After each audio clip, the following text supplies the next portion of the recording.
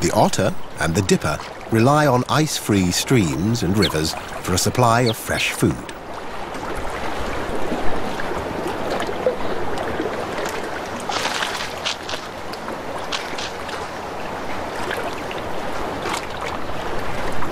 The otter's sleek outer coat is made from coarse, oil-covered guard hairs.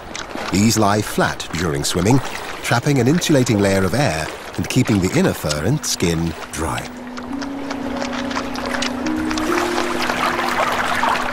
The white-throated dipper uses a different natural dry suit. The tiny bird coats its feathers with waterproofing oil from a specially adapted cleaning gland. It can see underwater.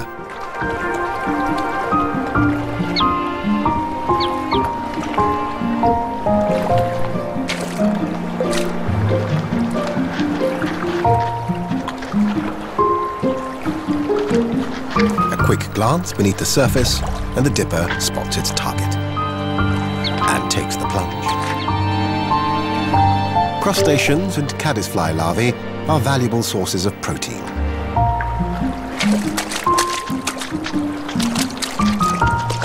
The Eurasian otter's high metabolism calls for a heftier diet.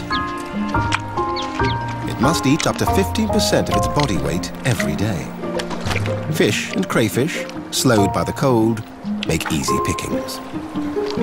If things get scarce underwater, then rodents and even birds are added to the menu.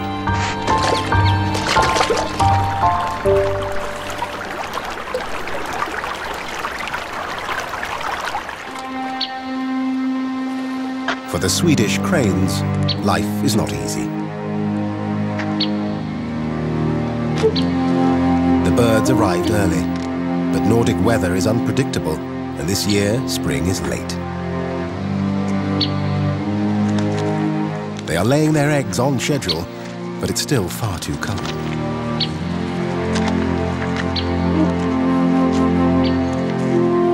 In these temperatures, the fertilized eggs have no chance of developing. Despite the crane's best efforts, the whole exercise is in vain.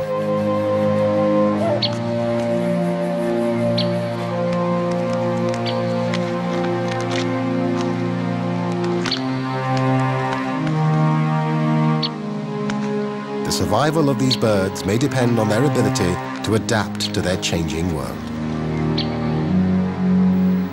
And in Scandinavia, change can happen fast.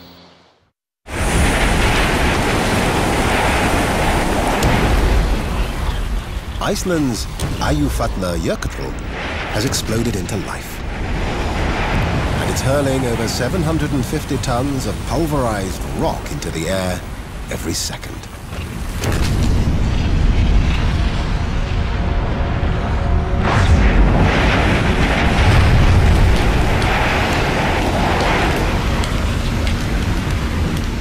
Two sections of the Earth's crust on which it sits are slowly separating, releasing superheated magma and steam from deep within.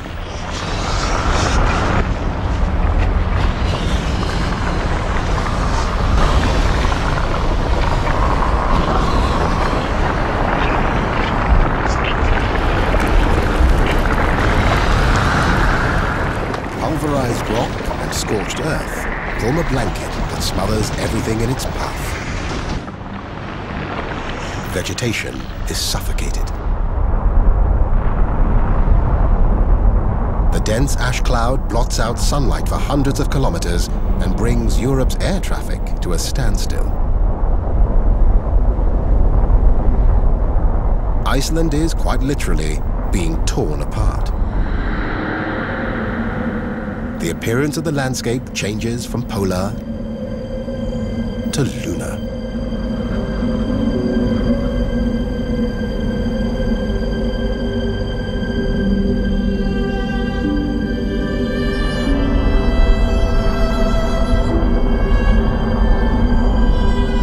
The animals living in the shadow of the volcano, this eruption could prove deadly.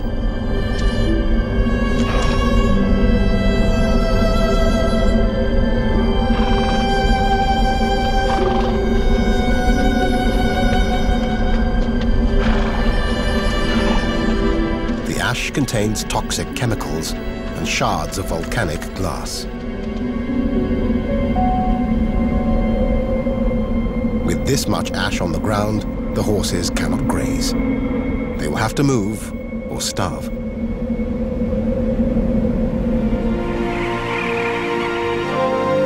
Greenland is not only the world's largest island, it's also one of the least hospitable.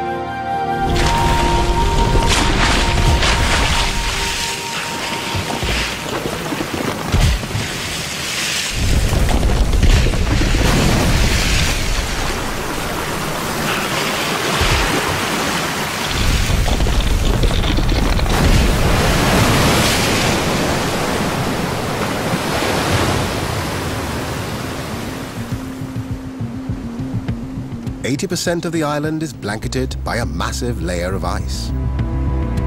The Greenland ice cap covers 1.7 million square kilometers and is over a kilometer deep. Under sufficient pressure, ice flows, and Greenland's rivers of ice, glaciers, are accelerating, perhaps because of rising temperatures.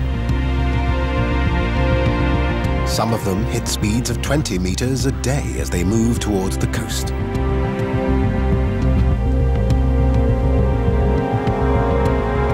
Here, the glaciers shatter and collapse into the sea.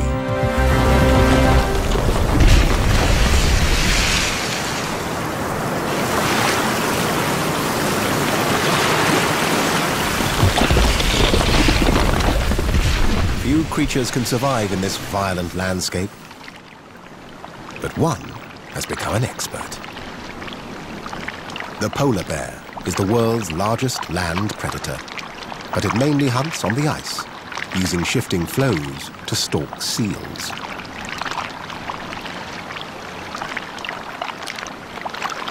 It is believed polar bears are descended from brown bears that became isolated by glaciers around the time the ice sheet began to form.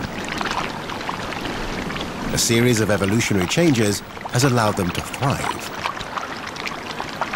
White fur provides camouflage, while their massive bulk and a layer of fat insulate them in the freezing water. They can smell prey up to 40 kilometers away and rip it apart with their sharp teeth and claws. For such a powerful hunter, the polar bear lives a precarious existence. Its survival depends on regular movements of ice and prey.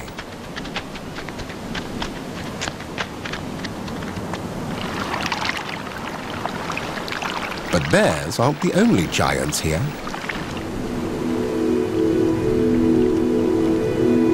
Remnants of the crumbling ice sheet litter the seas. In recent years, icebergs are becoming more numerous, and some are huge. In 2010, a chunk of ice measuring over 250 square kilometers sheared off from a glacier and headed out to sea.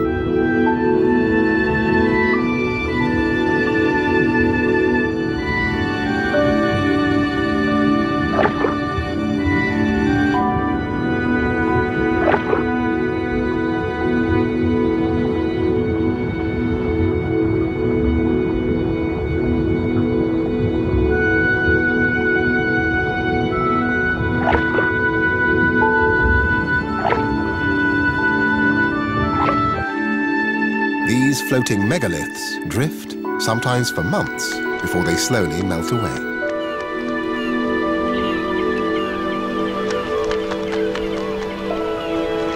If all Greenland's ice cap were to thaw, it would raise the Earth's oceans by more than 6 meters.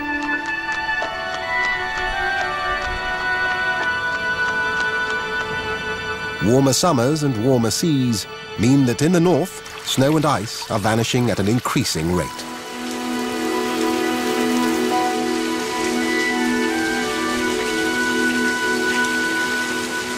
In some places, land is being exposed for the first time in thousands of years.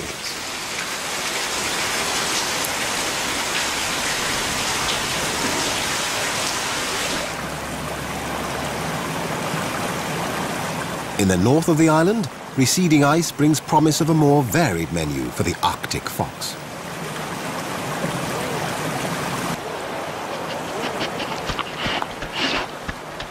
When supplies grow scarce, the foxes may leave their territories and become nomadic.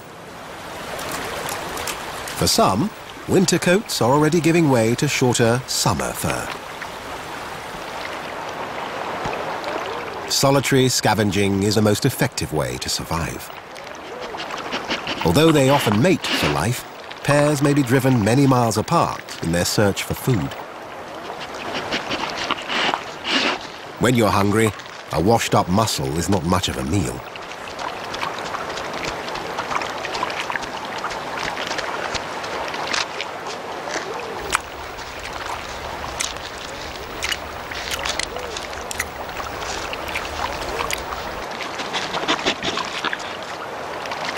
With spring temperatures reaching 10 degrees Celsius, it's time for the male fox to think again about family matters.